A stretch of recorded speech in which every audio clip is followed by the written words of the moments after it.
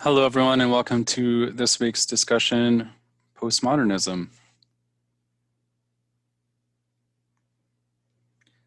So our weekly topics for this week are what factors led to the postmodernist movement in archives, how has the postmodernist movement impacted archival science, and what is the connection between postmodern ideas and community archives.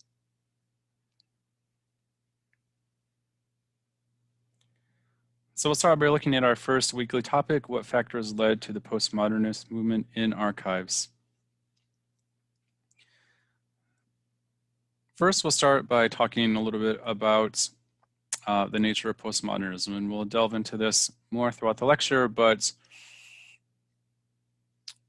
postmodernism is, as Hardeman describes on page 27, an incredulity towards the meta-narrative. And on page 31, Hardeman describes meta-narratives as being something that constructs and facilitates a coherent, univocal account of the world, presented not as a construction, but as a simple statement of the way things are.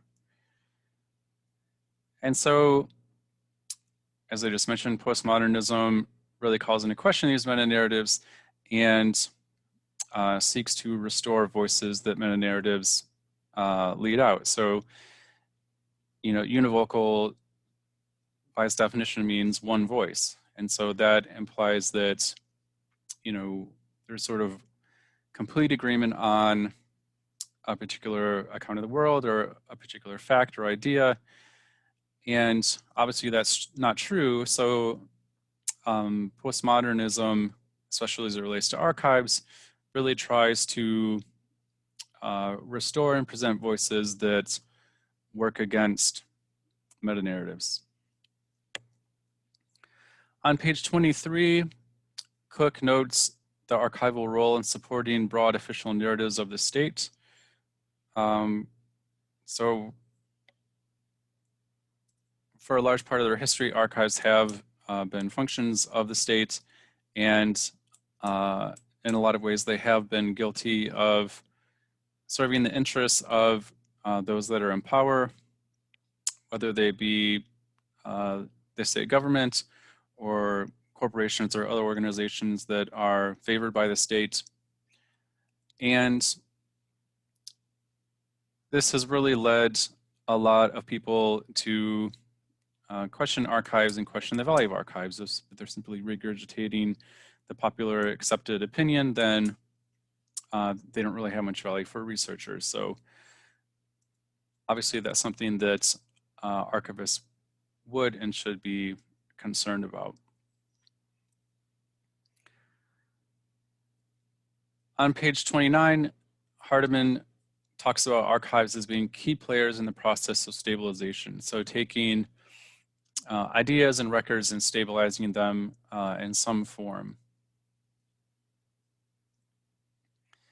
And if this stabilization takes place in a way that supports a particular narrative in society, that can lead to archives contributing to meta-narratives and supporting the broad official narratives of those that are in power, because they are in the best position to dictate what is accepted as fact and what is accepted as fiction or not even worthy of consideration in a society. So it's important to note that some stabilization is good and some stabilization is required. So that's just a necessary ingredient for being able to navigate through a world of information, is to have some basic understanding of what an event is, or what a fact is, or even what a record is and what a record means. But postmodernism thought really contends that stabilization is artificial, and that while an archive or a government may say that an event took place in a particular way involving a particular people at a particular time, there really are a lot of other competing voices that work against that.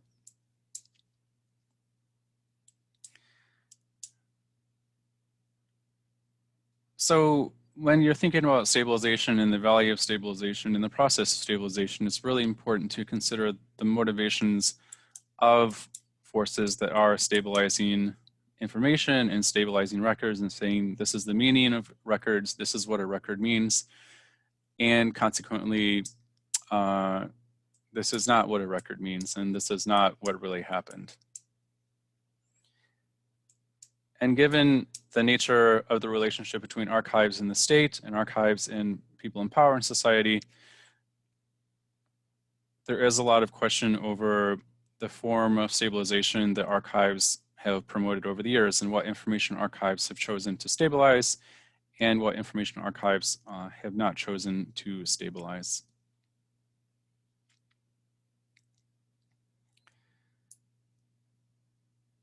Hardiman talks a little bit more about stabilization on page 29 when she talks about the attempt, or she states the attempt to close meaning and the deconstructive undercutting of these attempts are both necessary. The one to enable human society to function at all, the other to forestall the terrible acts that can be carried out by those confident that they possess the only truth about the world. So again, getting back to this idea of stabilization having some virtue just to provide a coherent understanding of history and facts, but at the same time, if you give one source of information too much power in closing meaning and stabilizing meaning, then that can really be harmful to people that may not fit within that narrative or may not agree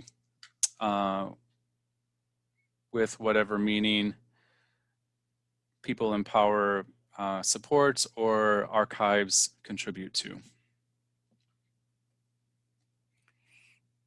So some examples of this, that Cook mentions, I guess some consequences of this that Cook mentions are on page 24 when he talks about the absence of the rational and subjective from the archival mainstream and how archives have gone to such great lengths to stabilize information and in a lot of ways dictate what information and records mean, that this has resulted in a lot of conflicting perspectives being excluded from history and from social memory. And a lot of this is related to what I have here, which is traditional notions of records. And so this is something that the Anderson article talks about quite a bit. And she talks about how traditional notions of records are based on an archival concern of evidence and not necessarily knowledge making. And so that led to archivists to consider, and still consider to this day, that some forms of records aren't really archival records because they may not have the particular qualities that constitute a record that can, at least according to Western standards, serve as evidence of something. But it's important to note that these records can still serve as memories or cultural markers for a community. So they may not have the stability or the fixity that a record that can serve as evidence may have, but they're still important parts of the culture of a variety of communities that don't necessarily adhere to Western notions of things like time and oral tradition and other frameworks that have really dictated what archives thought of as being a record or an archival record versus something that didn't belong in an archive. So in a lot of ways, archives have contributed to the stabilization of information and the stabilization and creation of meta-narratives by excluding records and the perspectives captured in those records that don't fit traditional archival notions of what a record is and what a record is not. So some of the examples of this that Anderson gives is archival adherence to traditional concepts such as fixity, which she discusses on page 355, and about how fixity removes certain records from the context of the creation and alters their meaning. And as I've noted here, this traditional understanding of a record and this traditional thought that a record has to have fixity and the role that attempting to attach fixity to a record, which may not be meant to have any fixity at all, such as an oral tradition or a performance, can change the meaning of that record, and that can really contribute to the symbolic annihilation of communities, because if a record is changed because the context of that record has changed, because archivists have determined they need to make record-keeping decisions about a record that change its context and alter its meaning, then that can really impact how people interpret a record and the conclusions that they draw from those recollections. It can really alter the perspective that researchers and society in general get about a community if they're basing those conclusions off of records that appear to mean one thing but actually mean something else. And so, as we've talked about before, the symbolic annihilation in archives can really result in an exclusion from history and from social memory. And an increasing awareness of the fact that different groups and communities are being excluded from archives really led to interest in preserving and supporting perspectives that exist outside of the perspectives that have been traditionally represented in archives.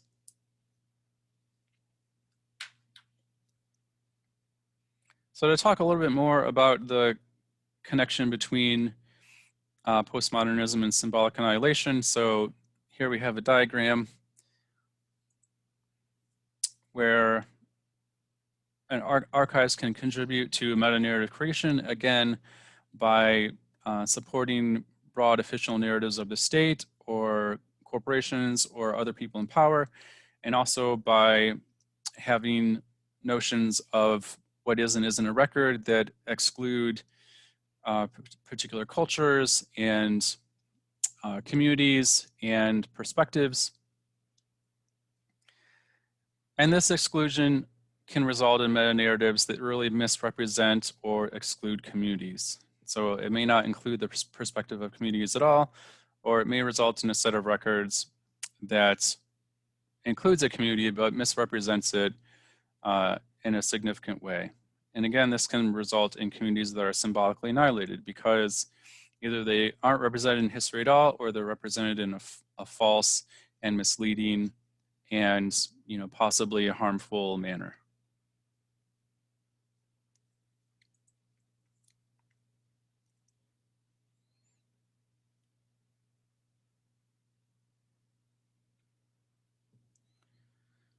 So to talk a little bit about how the postmodernist movement has impacted archival science, as Cook notes on page 21, in response to the rise of postmodernist ideas, the archival world has experienced a lot of critique from researchers. So in a lot of ways, in most ways, archives exist to support the enlightenment of the researchers that come and use archival materials. And if researchers aren't finding what they're looking for, or they're not finding what they feel is an accurate representation of society in archives, because archives just sort of toe the company line and only have information that supports a certain narrative in society, then that really decreases the utility of archives to scholars and to researchers. And so it's understandable why they would be upset with archives, and it's important to, or it's obvious why that would be of concern to archives, because if archives are simply regurgitating broad narratives and there isn't really any nuance in archives, there isn't really records in archives that actually reflect society, that exists outside of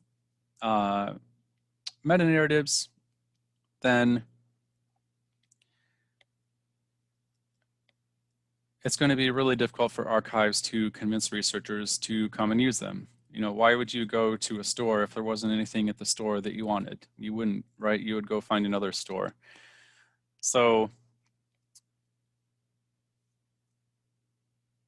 the demand of scholars and researchers for archives that don't just support meta-narratives and do provide a more representational view of society is certainly one that led archives to begin addressing postmodernist thought and trying to address postmodernist concerns in archival repositories.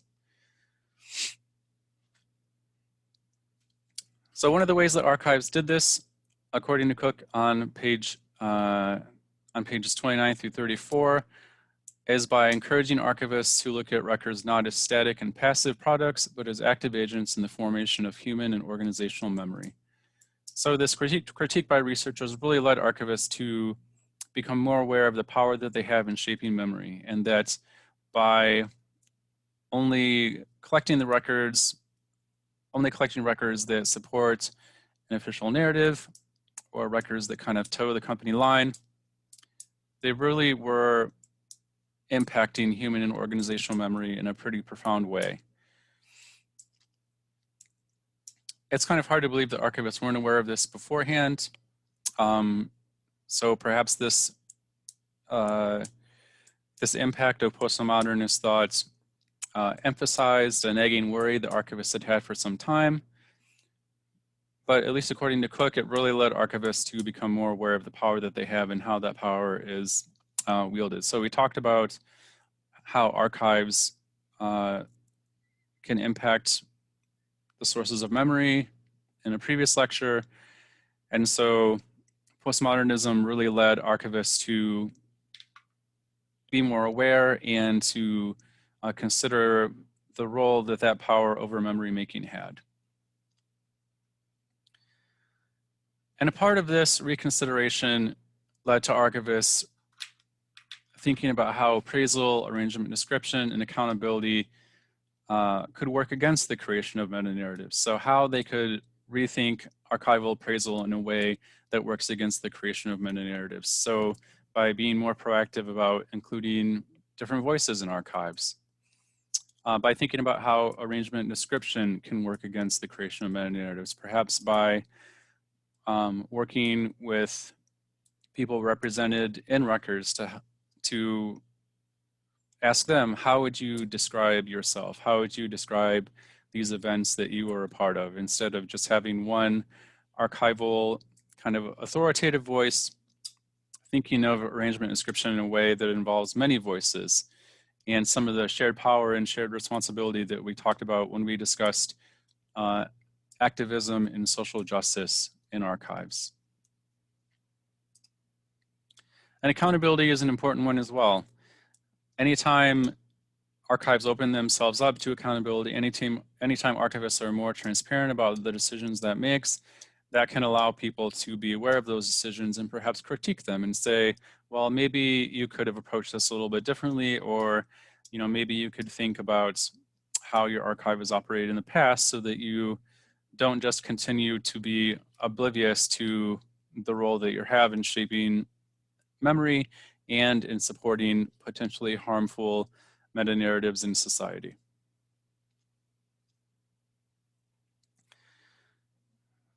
So Cook really talks about the creation of archival standards that encourage the ongoing questioning of archival practices as being a direct response to postmodernist thoughts and postmodernist concerns.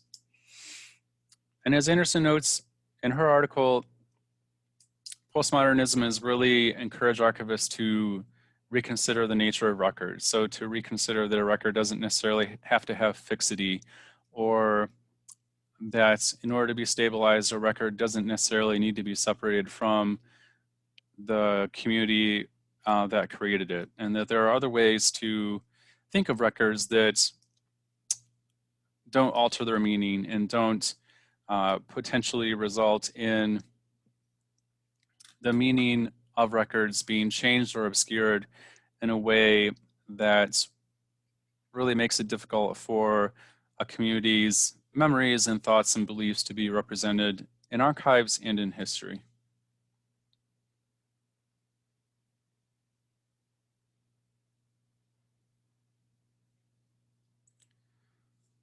So next we'll talk about the connection between postmodern ideas and community archives. So looking at how community archives are a response to postmodern ideas and how community archives in a lot of ways are postmodernist creations or actions. Yeah, actions. I like that word. Postmodernist actions. So first of all, I want to make it clear that I don't think that archives are the only sources of meta-narratives in society, or the archives are the only tools that can work against the creation of meta-narratives. So obviously, things like the media both contribute to meta-narratives, but they also can work against meta-narratives. So, you know, there's such a wide variety of media available to people today that it's really short-sighted to think that you can only find one perspective on TV or in a magazine or in a book and so on, right? People have so much access to information that, you know, that really you can basically find whatever perspective you want to hear. Unfortunately, oftentimes that's the only perspective that people find and want to listen to, but you know, it's certainly possible for you to get in your own little kind of cul-de-sac of thought and belief and just kind of stick there. So media can definitely work against the creation of meta-narratives. And I think to a lesser extent, education can work against the creation of meta-narratives as well. So, you know, obviously this depends on what kind of education you have and where do you receive it. But, you know, at least in some parts of the country and at least in some types of educational institutions, it's obviously possible to be exposed to thoughts and ideas that go against meta-narratives in society, like, you know, capitalism is great, or you know, patriarchy is the only way to go. So sometimes I think archivists sort of overvalue the power that they have and how much they can contribute to fighting meta-narratives or how much they even contribute to meta-narratives. And obviously there are other sources of information out there that exist outside of the walls of archives. So I just wanted to kind of mention that to provide a little bit of, I guess, context and food for thought when we're talking about different parts of society that can support and work against meta-narratives. It's certainly not just archives. So that being said, I think that it is true, obviously, the archives can contribute to meta-narratives, and I think that community archives can, at least to a certain degree, serve as counterweights to meta-narratives as well. So this is something that Cook talks about in his article on page 17. He talks about how community archives work against the hegemony of dead white males and emphasize the diversity of human experience. How community archives highlight and work against the power relationships that shape documentary heritage. On page 31, Hardiman mentions that incredulity fundamentally challenges the relations of power and dominance naturalized by the ideological working of meta-narratives. And I do feel like in a lot of ways, community archives are based on incredulity. So they're based on incredulity that a community or a group of people is unable to find themselves represented in history. And people are incredulous about this. You know, they're pissed off. They're not seeing themselves represented in the meta-narratives in society. And so they get involved in community archives to try and fix that. And as we've talked about throughout this course, community archives are fundamentally archives that challenge the relations of power and dominance.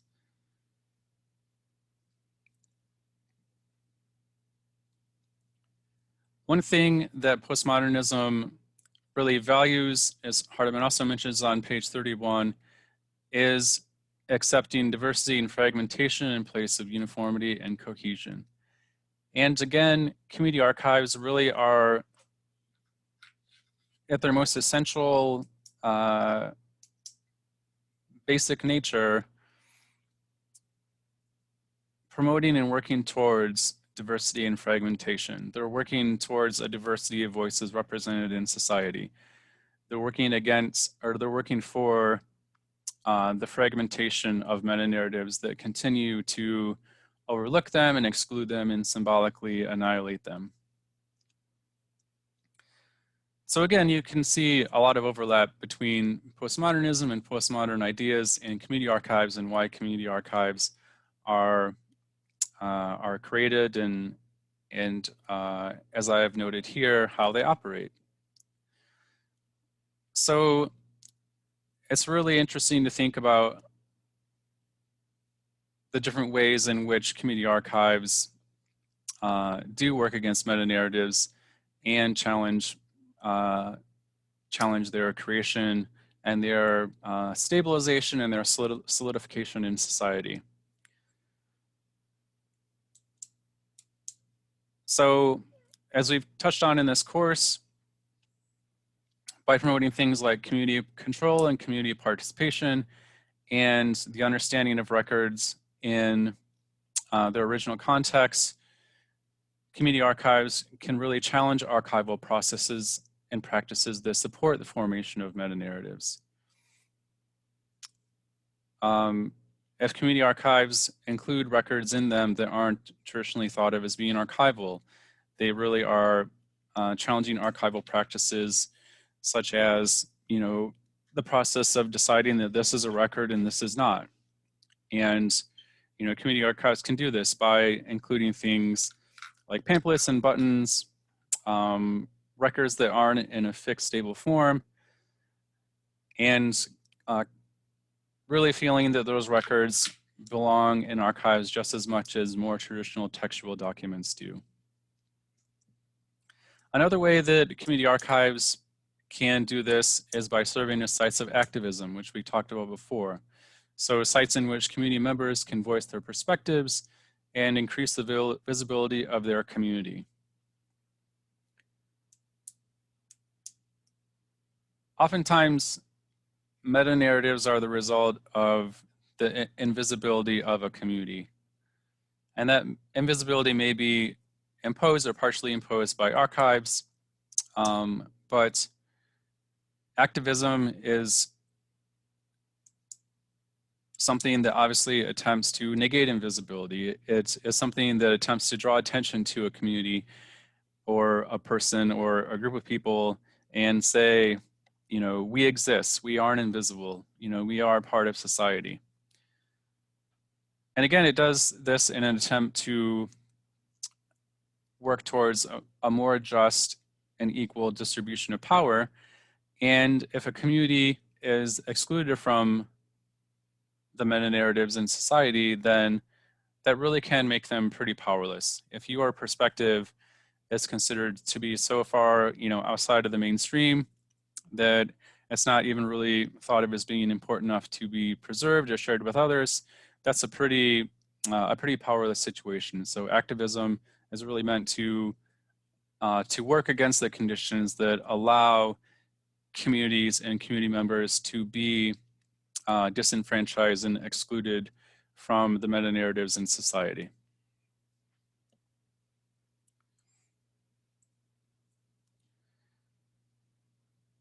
Other ways that community archives can work against meta-narratives are through things like community control. So having community control over the records and really allowing community members to express themselves and provide their perspective through archival records, as opposed to having that perspective forced upon them by people from outside of the community.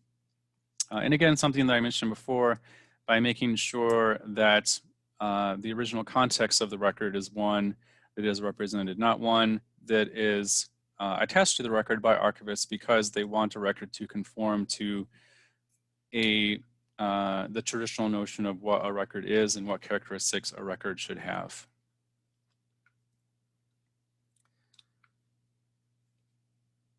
So again, I think that you really can make the argument that community archives are fundamentally postmodernist projects or sites of action because of the goals of community archives, because of the reasons for why community archives are created, and because of some of the record-keeping activities that community archives, at least ideally, support and facilitate.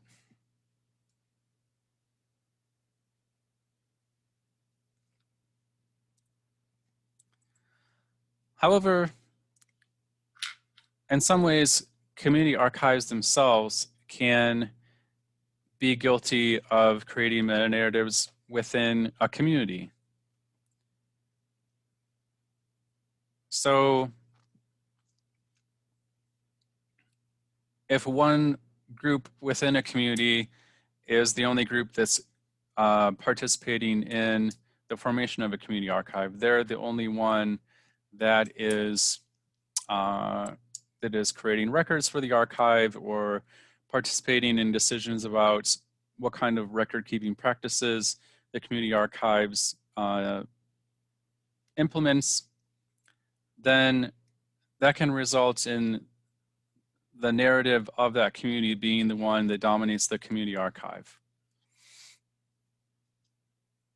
And this is something that Hardiman notes on page 35 when she talks about how Vern Harris notes that the narratives of struggle against oppression can also become meta-narratives where the counter-narratives, even the sub-narratives, too frequently are excluded.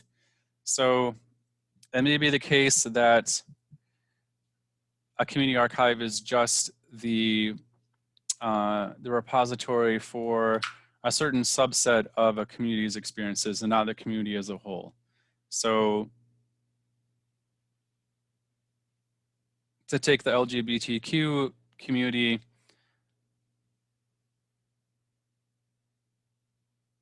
it may be possible that the experiences of white gay men are the ones most predominantly represented within those community archives.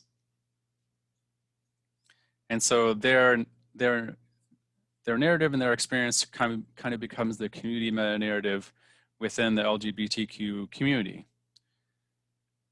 And so this can result in people that aren't white and gay to be excluded from community archives because they sort of fall outside of that meta-narrative. So, you know, there's sort of the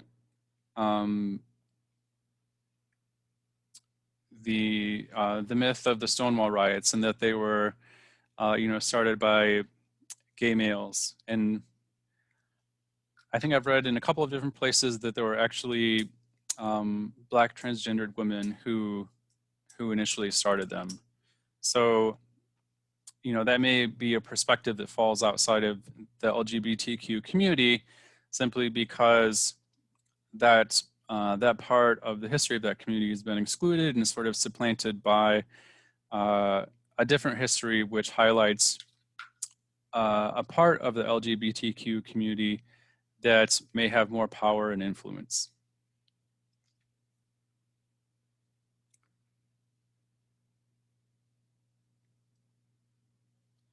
So there are a couple of ways that community archives can work against themselves, resulting in the formation of meta-narratives within the community. So as I've noted here, having representative participation, so making sure that all members of a community, or at least all the members of a community that want to participate are able to participate, so really broadening participation so that it includes as many counter-narratives and sub-narratives and different parts of the community as possible. And it's also to consider the importance of representative support. So making sure that it's not just one part of the community that is, paying for a community archives server space, or paying for a community archives folders or archival materials, because, money equals power. And if there's just one group that is really spending this resources to support a community archive, then over time the community archive may feel beholden to supporting the narrative of the particular group that's writing the bills. It may be unintentional, it may happen gradually over time, but it's certainly a possibility.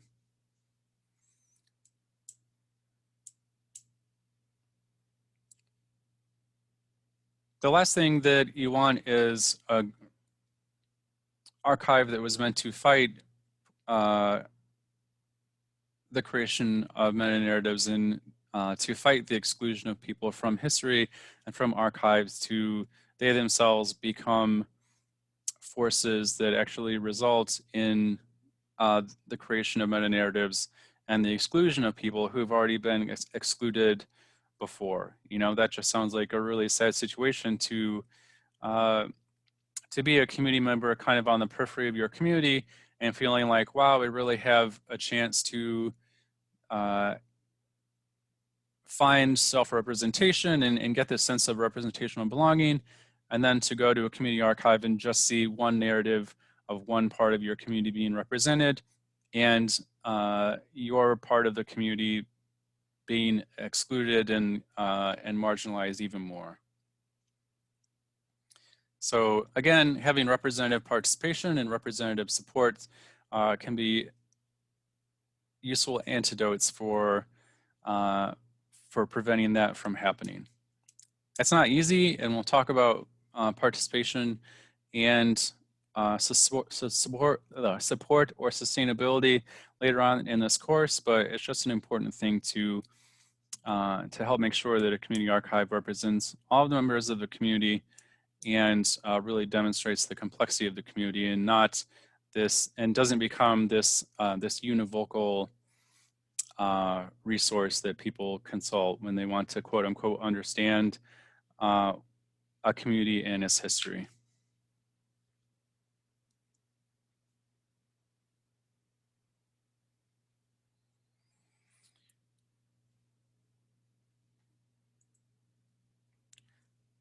So related to that, I wanted to talk a little bit more about Julian's community-centric framework and how that can support postmodern ideas.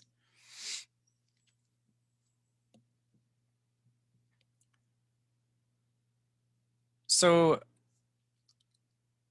looking at our first characteristic here, community interests, needs, and well-being are central. Obviously, when a community is excluded from an archive because it doesn't fit into the narrative of the archive or the narrative that the archivists support, this is not a situation that puts the community's interests, needs, and well-being at the center. It may be the opposite of that, right? Exclusion can be very harmful, and so that's a pretty good example of how working to make sure that community interests, needs, and well-being are central can be connected to postmodernism.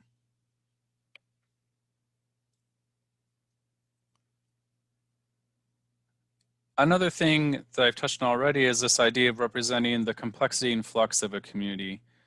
So really representing changes in the community, change in the interests of the community, the demographics of the community, the emotions of the community, and really bringing those changes to bear on archival practice.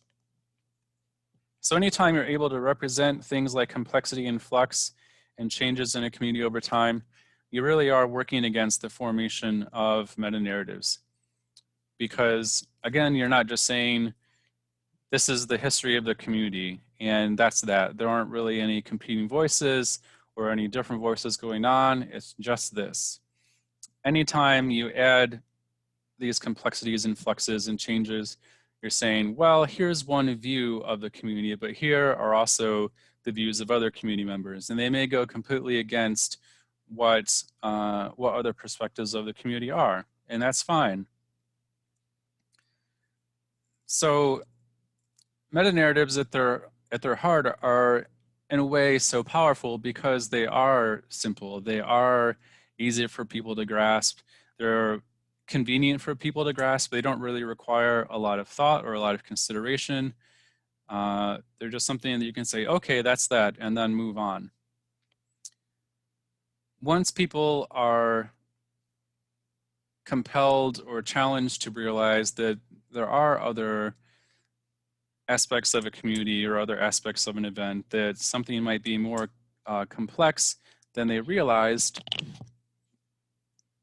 then that can really lead them to challenge the truth and veracity of what they thought before. And so again, having this community complexity and flux represented in archives and represented in archival practices really can allow that challenging moment to have, and really can facilitate the ability of people to question meta-narratives and to question how true, what their parents told them or what they learned in school or what the media told them might actually be. And without this complexity and flux, that questioning, that challenging becomes more difficult.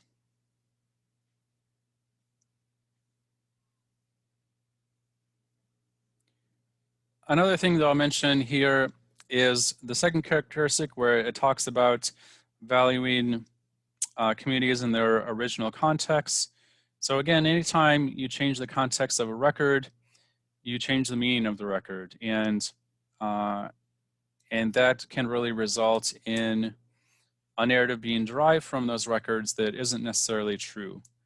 And that can contribute to a meta-narrative as well. So if you are able, through things like community control, community participation, through activism, to make sure that these originating contexts survive and are attached to the record, again, you can really facilitate a more truthful and varied and authentic perspective coming from those records, instead of just what an archivist somewhere describes or decides the context of a record is.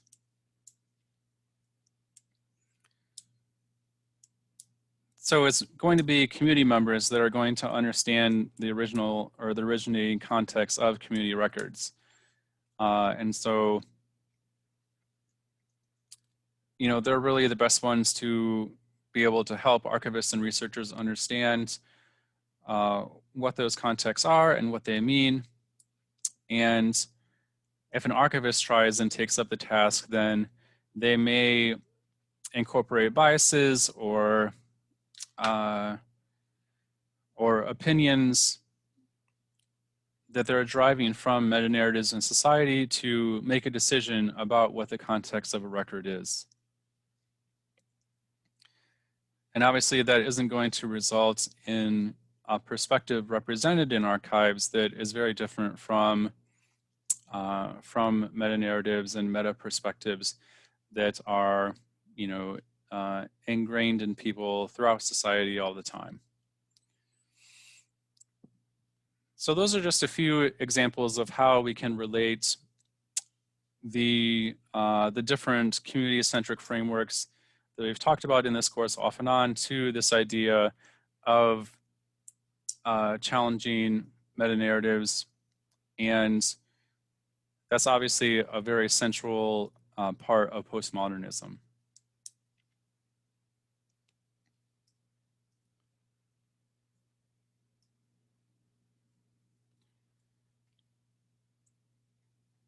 I think the idea of postmodernism is interesting.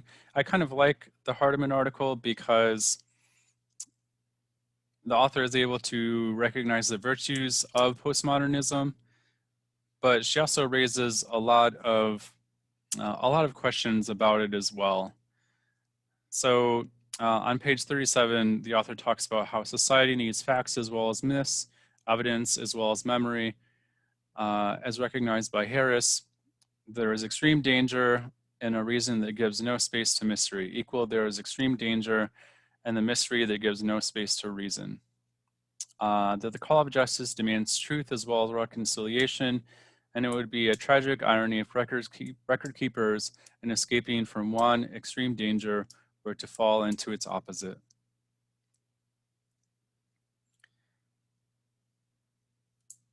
So I think, again, it goes back to this notion that there does need to be some fixity in our understanding of society and in our understanding of the world around us. But I don't think that that necessarily needs to exclude competing perspectives and competing viewpoints. I feel like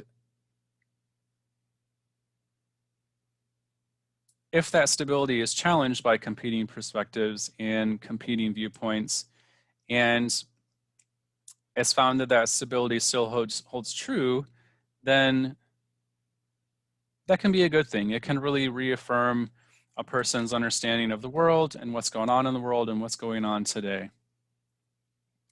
If these competing and challenging voices result in this stabilization being undermined, then that's also a good thing, because if a structure isn't sound and it's easy to knock that structure down, then it probably wasn't a very good structure in the first place. And essentially, that's what meta-narratives are. They're, giant structures, and there's value in having them and understanding them for what they are, but there's also a lot of value in having, having things that are kind of challenging the stability of that structure, and again, either making it hold firm and hold true, or making it collapse completely and newer, stronger structures built in its place. It's kind of like when you exercise. When you exercise, like, you're destroying your muscles, and when your muscles rebuild, they're stronger. So if postmodernism results in the muscles of history and of facts being torn apart and rebuilt in a stronger way, then I think that that really is a positive thing. And it's something that traditional archives can embrace by being aware of how they do contribute to meta-narratives, and working to reconsider what those contributions are and how they might be challenged and changed. And I think that that challenging is something that community archives have a really good opportunity to do as well, simply because, at least ideally, they are more aware of what these competing perspectives are. They're more capable of gathering them and communicating them in an authentic way. And by doing so, they really can contribute to the goals of postmodernism and facilitate a greater representation of diversity and diverse voices in archives, and in turn in society. Okay, so I'll get off my soapbox and we'll call it a lecture. Postmodernism is a pretty interesting topic.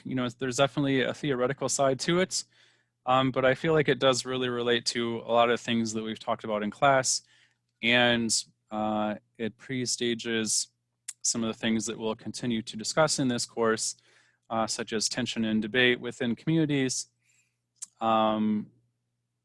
how community archives are created and some of the decisions that go into that, our discussions about sustainability and community participation. So a lot of these issues we've already talked about and we'll continue to talk about as we move through this course. So I hope this was an enjoyable lecture and enjoyable readings for you. And as always, please feel free to let me know if you have any questions, and I will be happy to answer them as best I can. So thanks for tuning in. I hope you're having a great week. I hope you're staying safe, and take care.